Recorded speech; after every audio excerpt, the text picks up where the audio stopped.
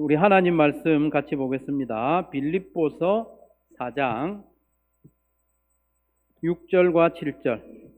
아무것도 염려하지 말고 모든 일을 오직 기도와 간구로 하고 여러분이 바라는 것을 감사하는 마음으로 하나님께 아뢰십시오. 그리하면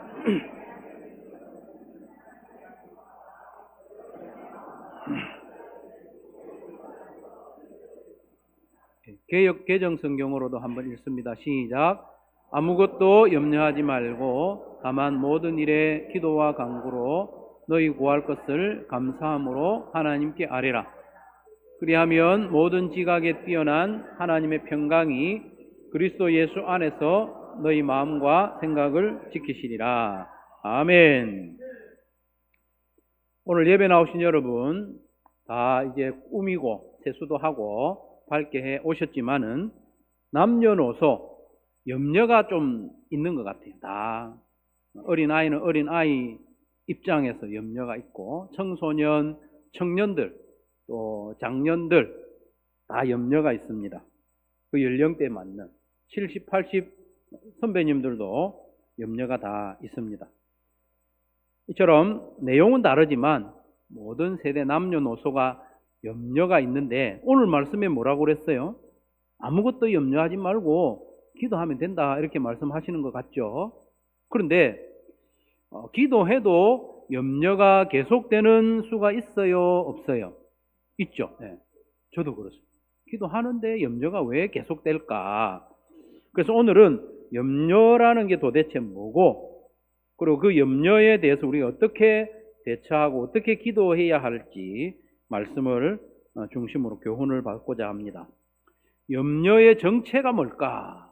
염려 우리가 다 하지만은 염려가 뭔지 잘 모르는 경우가 있어요. 사전에 보면 염려라는 것은 앞일에 대하여 여러 가지로 마음을 써서 걱정한다. 여러 가지로 마음을 쓴대요.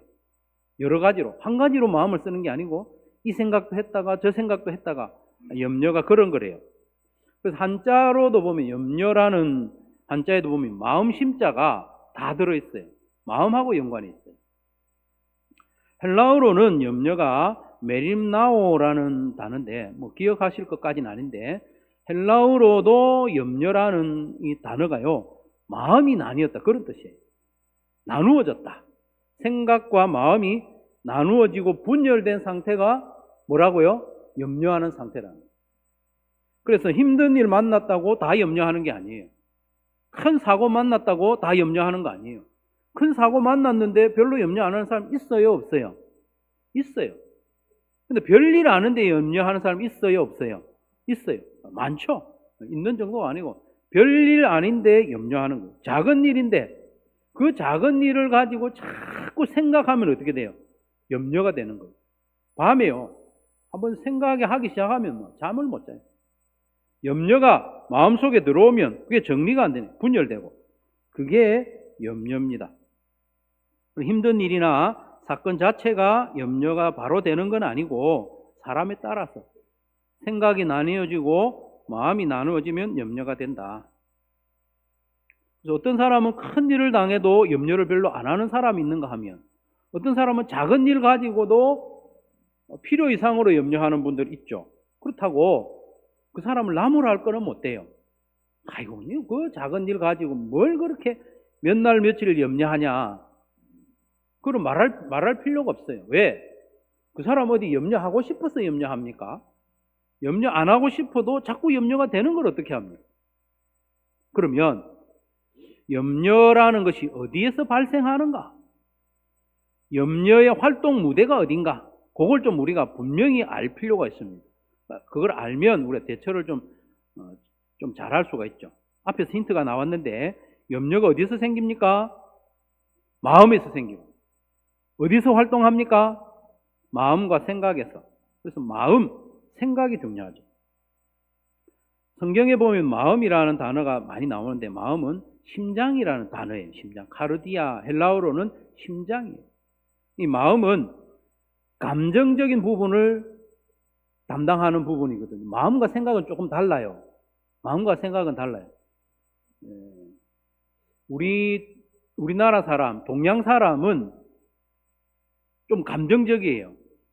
그래서 마음 하면 생각하고 이렇게 좀 연관을 시키는 거예요. 2부 예배 전에 제가 하나 궁금한 게 있었어요. 여러분, 사랑니를 영어로 뭐라 하는지 혹시 아시는 분 있어요? 사랑니를? 네? 잘 몰랐는데 혹시 사랑니를 영어로? 맞습니다. 지혜의 이 그렇게 하는 거예요. 우리나라 사람은 사랑으로 감정적인 부분으로 조금 기우는데 서양 사람들은 그 똑같은 인데 지혜의 이래요. 지혜의 이. 어쨌든 우리 어떤 마음, 생각 사실은 좀 다르다. 성경에서는 다르게 취급하고 있다. 그렇게 좀 기억하시면 좋겠습니다. 그래서 생각은 지적인 부분을 담당을 해요. 지적인 부분. 이성적인 부분, 또 헤아림, 지각. 7절에도 나오잖아요. 7절에. 7절. 그리하면 사람의 헤아림을 뛰어넘는. 여기 헤아림이 생각이에요. 지각. 그래서 우리가 어떤 일을 만났을 때 마음과 생각이 나누어지면 그때부터 이제 염려가 시작되고 그 마음과 생각 안에서 염려가 자꾸 커지는 겁니다. 그래서 잠을 자지 못하는 거죠. 여러분, 안 좋은 일이 있을 때만 염려를 한다 이렇게 생각하는 분들이 가끔 있는데 그렇지 않습니다. 좋은 일이 있어도 염려해요. 어떤 분이 식당을 하는데 식당이 너무 잘 돼. 그럼 염려할 게 뭐가 있나 싶어도요. 그때 집에 가가지고 염려를 해요. 야, 이렇게 장사가 잘 되는데 틀을 더 넓혀야 되지 않겠는가? 그렇지 않겠습니까? 어디서 구하지? 어디서? 이 지금 장사가 잘 될 때 확장을 해야 되는데 이 때를 놓치면 안 되는데 막 염려하는 거예요. 식당을 넓히려면 큰 돈이 필요하고 큰 돈은 지금 없고 어떻게 해야 되냐? 대출을 받아야 되는데 어디서 대출을 해주겠느냐? 요새 이자율이 높아가지고 걱정. 막 걱정하는. 트럼프가 막 이랬다 저랬다 하는 통에 미국의 금리가 올라간다. 미국의 금리가 올라가면 우리나라 금리도 올라가지. 전쟁은 언제 그칠지 모르고 걱정을 자기 장사 잘 되는 데부터 시작해가지고 온 세계의 상황을 돌아보면서 걱정하는 게 우리의 마음이고 우리의 생각입니다. 그래서 어떤 학생은요, 유학을 준비하다가 걱정을 해요. 유학 준비하면서 걱정하는 건 좀 이해가 되는데, 유학 가고 싶은 학교에서 오라고 그래. 언제까지 오세요? 초청이 왔어요. 그러면 염려가 끝나느냐? 아닙니다. 또 염려하는 거예요. 가서 어떻게 적응하지? 이렇게 마음과 생각이 날뛰는 것을 염려라고 합니다. 내 마음이 내 마음대로 되지 않는 게 마음이에요. 마음대로 안 되는 게 마음이에요. 지 마음대로 해요. 생각도 마찬가지예요. 생각도 내 생각대로 안 돼요. 생각이 꼬리에 꼬리를 물면 감당이 안 되는 거예요. 생각지도 못한 생각으로 생각이 흘러가는 거예요. 그래서 염려, 이게 발동이 되면 우리 힘으로 다스리지를 못해요. 그래서 바울은 오늘 본문에서 염려에서 벗어나는 방법을 우리에게 가르쳐 줍니다. 6절을 다시 한번 보시죠. 6절. 세번역과 개역개정으로 제가 다시 한번 읽어 드릴게요. 빨간 거는 뭐냐? 동사예요, 동사. 성경을 읽을 때 동사를 찾아내 가지고 동사를 중심으로 정리하면 문장이 좀 깔끔해져요. 자, 보십시오. 아무것도 염려하지 말고 모든 일을 오직 기도와 간구로 하고 여러분이 바라는 것을 감사하는 마음으로 하나님께 아뢰십시오. 개역개정입니다. 아무것도 염려하지 말고 다만 모든 일에 기도와 간구로 너희 구할 것을 감사함으로 하나님께 아뢰라. 우리가 언뜻 보기 한 줄로 하면 염려하지 말고 기도해라. 이렇게 딱 정리가 되지 않습니까? 우리는 그렇게 정리가 되는데 사도 바울은 좀 복잡하게 이야기를 지금 하고 있는 거예요. 그 복잡한 내용을 동사를 중심으로 시각적으로 정리하면 이렇습니다. 한번 보십시오. 요거를 눈에 좀 익혀놔 보십시오. 요렇게 요걸 입체적으로, 입체까지는 아니지만 조금 시각적으로 정리가 되잖아요. 동사가 두 개입니다. 염려하지 말래요. 뭘? 아무것도 염려하지 마라.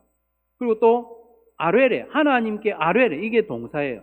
명령이거든요. 하나님께 아뢰래. 뭘 아뢰? 너희 구할 것을, 바라는 것을. 원어로는 이 구할 것이 뭐냐면 결핍된 거거든요. 결핍된 거. 너한테 필요한 거. 그거를 아뢰래. 어떻게 아뢰요? 기도와 간구로. 기도, 간구는 명사입니다. 명사. 기도와 간구의 형식으로 하나님께 아뢰라는 거예요. 하나 더 붙여놨어요. 감사와 함께. 감사는요, 전치사가 붙어 있어요. 메타라는 전치사가 붙어 있어요. 뭐뭐 함께. 이렇게 좀 정리가 되죠. 염려하지 마라. 아무것도. 대신에 하나님께 아뢰래. 뭘? 구할 것, 필요한 것, 결핍된 걸 아뢰래. 내 필요를, 내 상황을 아뢰래. 아뢰는데 어떻게 아뢰느냐? 기도와 간구와 감사로 아뢰래. 우리는 기도하면 뭐 그냥 하나만 생각하는데 사도 바울은 세 가지로 이야기합니다. 넓게 보면 아뢰는 것 이것도 다 기도인데 바울은 그 기도를 우리에게 가르치면서 세 가지로 나누어서 이야기해요. 첫 번째 기도, 두 번째 간구, 세 번째 감사. 하나씩 사용되면 성경에서 하나씩만 사용되면 간구나 기도나 같이 봐도 돼요. 근데 바울이 굳이 기도라는 영역에서 기도와 간구와 감사를 나누어서 사용하고 있다는 거예요. 그러면 우리도 그 저자의 의도에 따라서 살펴보는 게 바람직하지 않겠어요? 어떻게 생각합니까? 그렇게 생각하시죠? 네. 첫 번째, 기도입니다. 기도. 여기서 말하는 기도는 우리가 뭉뚱그려서 생각하는 기도하고 다른 개념입니다, 여러분.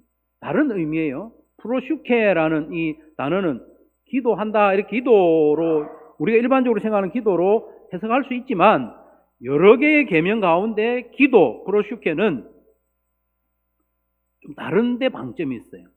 관계의 방점이 있어요. 관계. 프로슈케는 앞에 프로라는 이게 또 말이 나오니까 짐작이 좀 되시죠? 누구 앞에? 누구 앞에요? 하나님 앞에. 그래서 프로슈케라는 이 단어는요, 하나님 앞에 나오는 그 모습에 방점이 있는 거예요. 하나님 앞에. 하나님 앞에 나오면 우리는 먼저 하나님께 대하여 경외하는 마음이 들죠. 찬양하죠. 하나님과의 나와의 관계를 생각하게 되는 거죠. 그래서 요 프로슈케라는 기도는 하나님께 주목하는 그 의미입니다, 여러분. 우리는 기도하면 이거 해주시고 저거 해주시고 이거 도와주시고 그걸 먼저 생각하는데 여기서는 기도는 하나님 앞에 선다. 하나님께 주목한다. 하나님께 집중한다. 그런 의미입니다. 그런 다음에 두 번째가 간구죠. 두 번째 간구. 간구는 아까 말씀드렸습니다만은 데시스라는 이 단어는요, 필요, 결핍 그런 뜻입니다. 나의 결핍을 이야기하는 것을 간구라고 그래요. 간구. 내 필요한 거, 구체적으로 하나님 내가 지금 이런 어려움에 있습니다. 이게 필요합니다. 말하는 게 간구예요. 그래서 바울은 아무것도 염려하지 말고 하나님께 아뢰는데 먼저 할 게 뭐냐? 기도라는 거, 기도. 기도는 간구하는 내용, 필요를 말하기 전에, 성급하게 막 그걸 쏟아내기 전에 기도를 들으시는 하나님께 집중하는 게 기도예요. 하나님을 찬양하는 게 기도예요.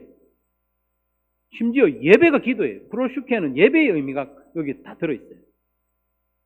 그래서 기도의 대상이신 하나님이 얼마나 위대하시며 자비로우신 분인지 생각하는 거예요. 그것도 기도예요.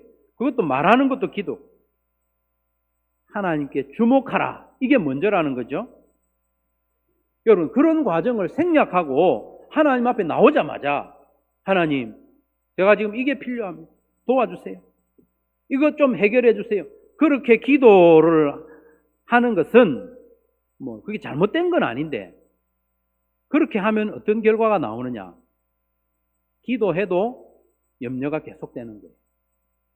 하나님께 집중하지 못하고 문제에 집중하다 보면 그 문제 하나 해결되면 또 어떻게 됩니까? 내 눈에 뭐가 들어와요? 다른 문제가 들어와요. 그래서 기도해도 염려가 계속되는 그런 상황이라는 거예요. 천지를 창조하신 하나님이 내 아버지라는 거예요. 그 하나님이 예수님을 십자가에 내어 주기까지 나를 사랑한다는 그 확실한 믿음이 내 생각과 내 마음의 중심에 딱 자리 잡고 채워지면 어떻게 되느냐? 염려가 쫓겨나는 거예요. 염려가 자리 잡고 활동하는 곳이 어디입니까? 마음과 생각이잖아요. 이 마음과 생각에 하나님에 대한 집중, 하나님에 대한 묵상, 하나님과의 관계에 대한 믿음, 그게 자리 잡으면 이게 쫓겨나는 거예요. 문제를 쫓아내면 다른 문제가 거기 자리에 들어와요. 어두움을 물리치는 유일한 방법이 뭡니까? 빛을 비추는 거잖아요. 캄캄한데 어둠을 쫓아내려고 애를 써보십시오. 그게 쫓겨나나? 안 쫓겨납니다. 그러나 빛을 비추면 어둠이 쫓겨나는 것처럼 우리의 마음과 생각에 하나님으로 채우면 염려가 떠나가게 되는 거죠. 그리고 여기서 바울의 좀 디테일을 하나 더 살펴보면 바울이요, 이 편지를 쓰면서 대충 쓰지 않았어요. 어떤 단어를 사용할 것인가? 어떤 순서로 사용할 것인가? 어떤 태로 사용할 것인가? 고민해서 썼으니까 우리도 좀 거기에 반응을 해야 하지 않겠습니까? 그걸 하나를 보면 너희 구할 것을 하나님께 뭐하라 했어요? 아뢰라 했어요. 아뢰라. 아랜다는 이 단어가요, 한글 성경에는 능동태잖아요. 능동태. 태 아시죠? 능동태, 수동태, 뭐 중간태도 있고 한데 크게 능동태, 수동태잖아요. 능동태는 내가 뭐 하는 거.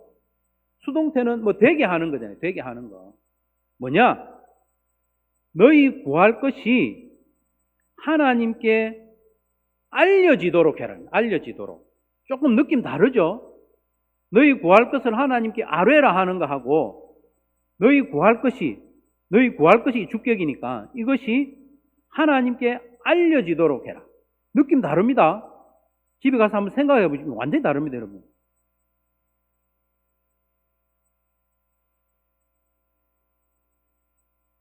수동태니까 이거 내가 주도하지 않는다는 거예요. 이 염려에 대해서, 이 문제거리에 대해서 내가 주동적으로 하지 않고 이게 하나님 앞에 나오기만 알려지도록 하는 데까지만 하는 거예요. 집착하지 말라는 거예요. 하나님 꼭 이대로 돼야 됩니다. 하나님 꼭 이때까지 해줘야 됩니다. 이렇게 하면요, 기도하면서도 염려가 계속되는 거예요. 그렇지 않고 오히려 하나님 저에게 이런 어려움이 있습니다. 하나님 알아주십시오. 던지는 거예요. 툭 맡겨버리는 거예요. 그러면 하나님 판단에 맡기는 거죠. 그럴 때에 문제 해결의 여부와 관계없이 염려가 떠나가고 평안할 수가 있게 되는 거죠. 여러분, 이걸 수동태로 썼다는 거 참 깊은 의미가 있습니다. 세 번째로 기도의 그 방식 중에 감사가 나왔죠. 기도와 간구로 너희 구할 것을 하나님께 아뢰되 어떻게 하라고요? 감사함으로 하라고. 감사함으로. 메타 뭐 함께. 안 그러면 뒤에 그런 의미가 같이 있는데 감사도 함께 하라는. 감사도.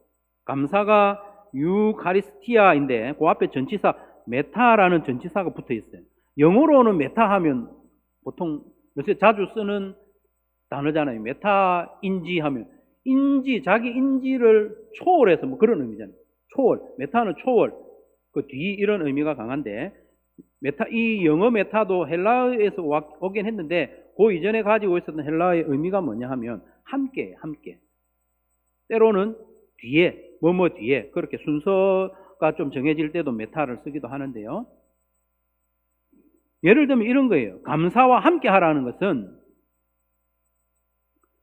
여러분 한국인의 좀 영원한 숙제인데 김치찌개가 더 좋아요? 된장찌개가 더 좋아요? 항상 우리가 좀 갈등이 되잖아요. 뭘 먹지? 어떤 사람은 김치찌개를 시키기도 하고 어떤 사람은 된장찌개를 주문하기도 해요. 그러면 찌개만 나옵니까? 뭐가 같이 나와요? 밥이 나오죠, 밥. 밥은 기본이에요, 기본. 그 말이에요. 감사는 그런 의미입니다. 감사는 기본이다. 깔아야 된다. 기도의 자리에 나올 때도 감사로 나와야 되고, 구체적인 필요를 아뢰는 간구 때도 감사로 해라, 이 말이죠.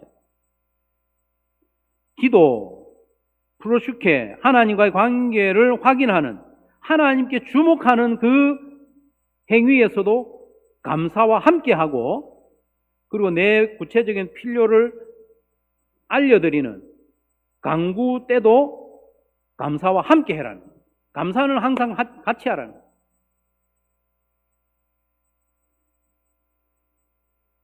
그래서 간구할 때도 감사와 함께 하라고 했는데 이건 뭐냐? 왜 감사하느냐? 왜 감사할까요? 간구하면서 한번 생각해 보십시오. 하나님, 나에게 이런 어려움이 있습니다. 말하면서 하나님 감사합니다. 감사도 같이 하래. 오히려 감사 뒤에 하래. 감사 먼저 하고 간구를 하래. 왜 그럴까요? 응답하실 줄 믿음으로 미리 감사하는 의미가 있지 않겠어요? 미리 감사하는 근거가 뭐냐? 우리가 미리 감사할 수 있는 근거가 뭘까요? 지난번에 경험이 있다는 전제잖아요. 우리가 지금까지 응답받은 기도가 얼마나 많습니까? 그걸 생각하면 내가 지금 필요를 아뢰면서도 감사할 수 있는 거죠. 지난날에 받았던 은혜와 응답에 대한 기억과 감사와 함께 하나님 전에도 내게 응답해 주셔서 너무 감사합니다. 이번에는 제가 이런 어려움이 있습니다. 그렇게 하라는 거예요. 로마서 8장 32절에 보면 이렇게 말씀합니다. 자기 아들을 아끼지 아니하시고 우리 모든 사람을 위하여 내주시니가 어찌 그 아들과 함께 모든 것을 우리에게 주시지 아니하겠느냐. 아들 내주셨어. 감사하죠. 그 기도에 합하여 드리는 감사예요. 아들 예수님 때문에 우리가 어떻게 됐습니까? 구원받고 하나님의 자녀가 됐지 않습니까? 기도의 자리에 나온 것, 프로슈케, 하나님 앞에 나온 것, 그것 자체가 감사예요. 감사함으로 나오고, 그리고 아들과 함께 모든 걸 우리에게 주셨어. 이미 받은 경험이 많아요. 그러니까 그걸 기억하면서 오늘의 간구를 올려드리면서 감사할 수 있는 겁니다. 그렇게 우리가 감사할 때 우리의 믿음이 견고해집니다. 그런데 혹시 여러분 가운데 기도해도 염려가 계속되는 분이 들어 있잖아요. 솔직히 저도 그렇거든요. 그렇다면 오늘 말씀을 마음에 잘 새겨가지고 우리 기도에 좀 변화를 주면 어떻겠습니까? 목사님, 나는 지금까지 하던 스타일 그대로 기도하랍니다. 그렇게 생각하시는 분 없죠? 바울이 이렇게 신경 써가지고 기도 요렇게 해라 가르쳐 주는데 됐습니다. 나는 귀찮습니다. 나는 기도 자리에 앉자마자 줄줄줄 하나님 이것도 해주시고 저것 도와주시고 이렇게 하는 스타일대로 하랍니다. 그렇게 하실 분은 그렇게 하십시오. 어떻게 하겠습니까? 오늘 말씀을 한번 잘 마음에 새기면 우리의 기도가 깊어지고 성숙해지고 기도하면서 염려를 떨쳐버릴 수가 있게 되는 거죠. 그래서 염려거리가 있거나 하나님의 도우심이 필요한 것이 있으면 그때 기도의 자리에 나가죠.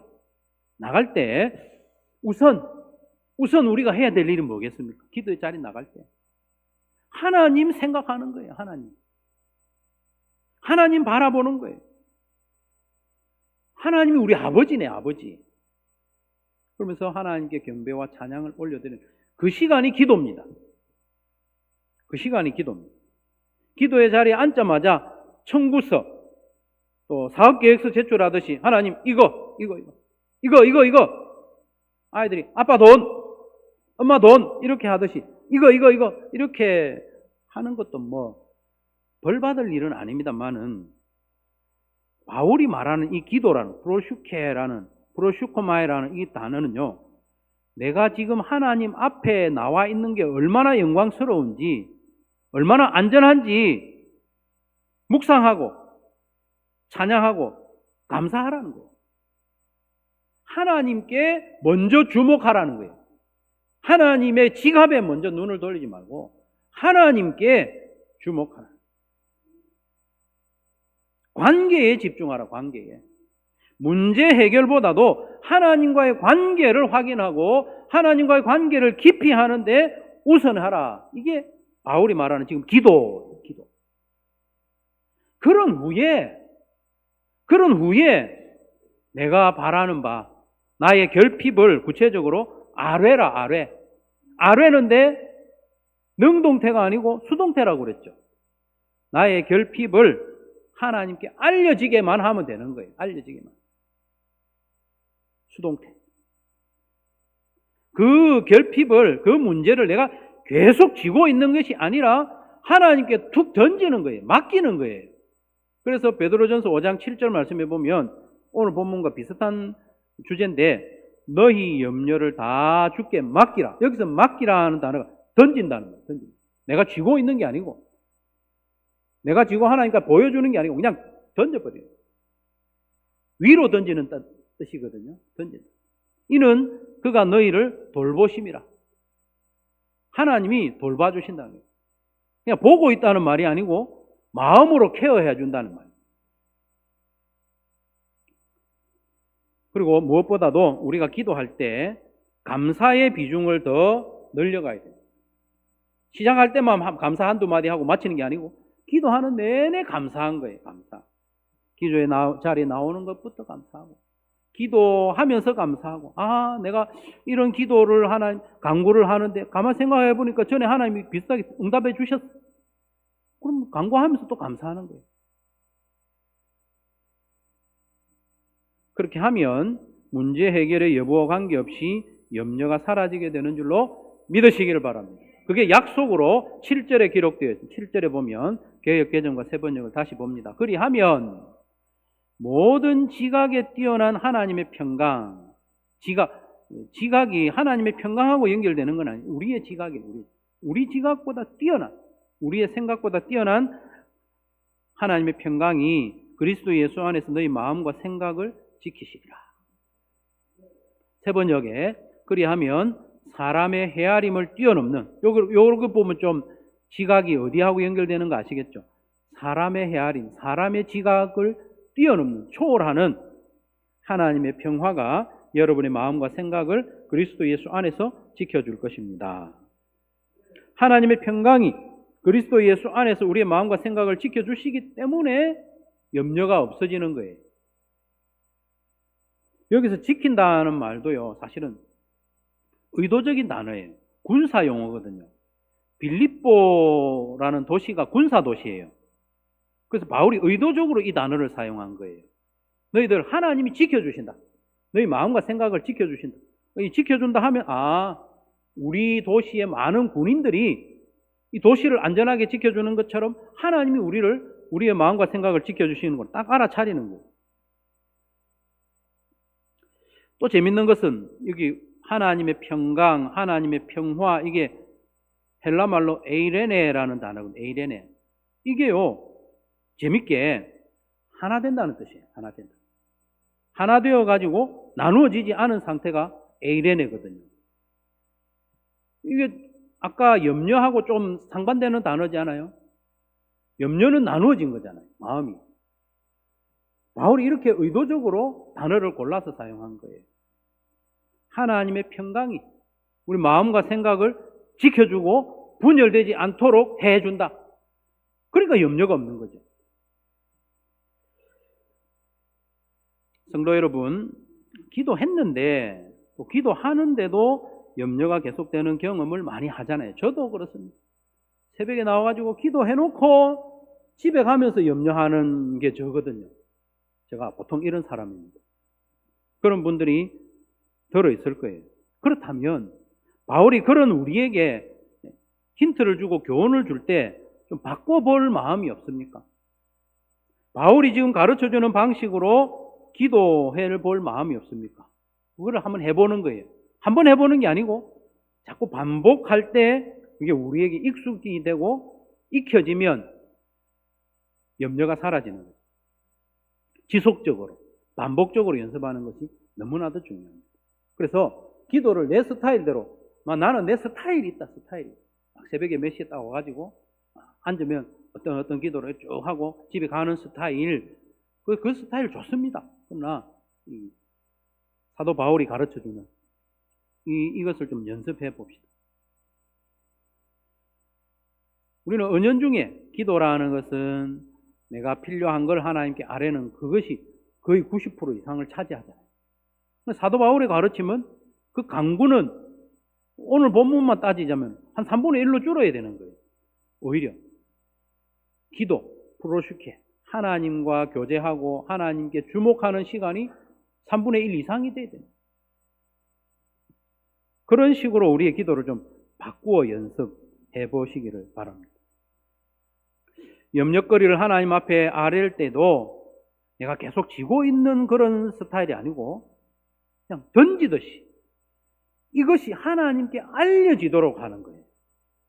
놔버려야 돼요. 그런 연습. 그리고 기도하면서 내내 감사도 함께 올려드리는 그런 연습을 계속하면 우리의 믿음이 단단해지고 기도가 성숙해지고 염려가 떠나가는 거예요. 그래서 이 말씀을 마음에 새겨 한 주간 연습하는 저와 여러분 되시기를 바랍니다. 염려하지 마라. 아무것도. 하나님께 아뢰라. 무엇을? 나의 결핍을. 어떻게? 기도와 간구로, 감사와 함께. 요걸 시각적으로 머릿속에 담아놓고 기도할 때 의도적으로 그렇게 하십시오. 기도 자리에 앉을 때 하나님께 집중하는 시간을 좀 많이 가져야 돼요. 그 시간 생략하면 기도하고도 염려 가운데 살아가. 하나님께 집중하는 시간 충분히 가지고 또 하나님께 알려드리는 늘 감사하는 기도로 이 7절의 말씀이 하나님의 평강이 우리의 마음과 생각을 지켜주는 그 실제로 경험하는 저와 여러분 되시기를 주님의 이름으로 축원합니다.